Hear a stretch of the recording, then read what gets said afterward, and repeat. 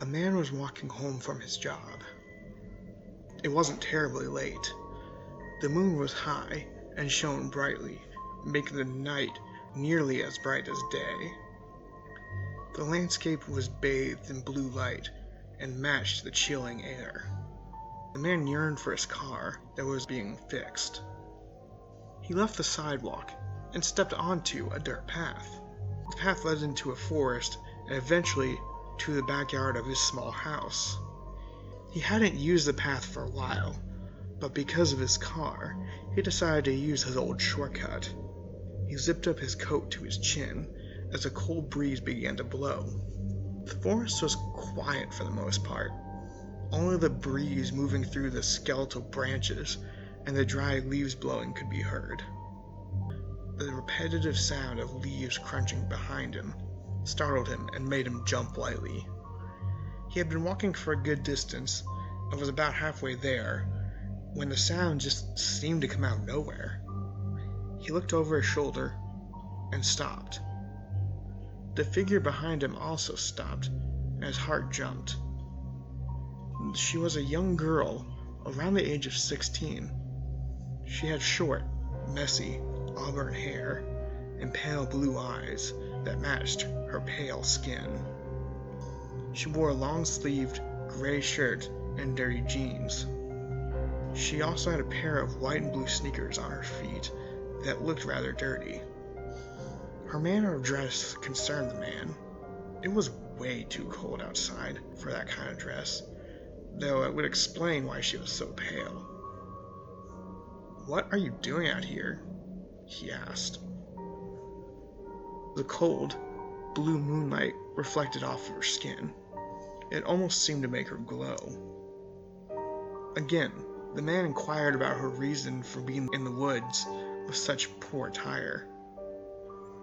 The girl simply replied, "Watch out," before walking away. The man, concerned for her safety, left the path and went after her. He repeatedly yelled for her to stop and warned against the cold. There was no response. He quickly lost sight of her and had forgotten about the bitter cold. He shouted and searched for her for a decent amount of time. The cold, dry air burned his throat and made breathing difficult. He soon decided to return to his house and call the authorities to help find her. Luckily, he found his way back to the path relatively easily and continued his stroll home, though with a quicker pace to get some help. He is only a few hundred yards from the end of the forest when he came across a man.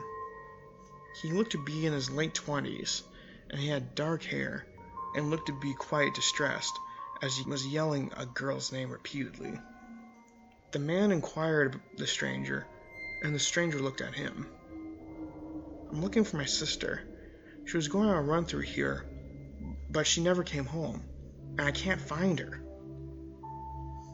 The man felt a sick feeling in his stomach and quickly described the girl he had met earlier. The stranger nodded and confirmed that it was her that he was looking for. The man offered to take the forlorn brother to his home and contact the authorities.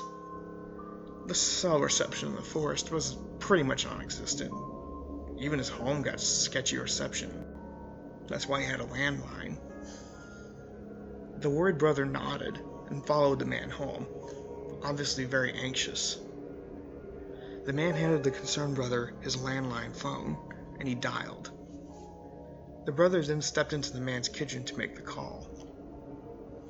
The slightly distraught man sat on his couch and decided to turn on the TV as the brother made his call.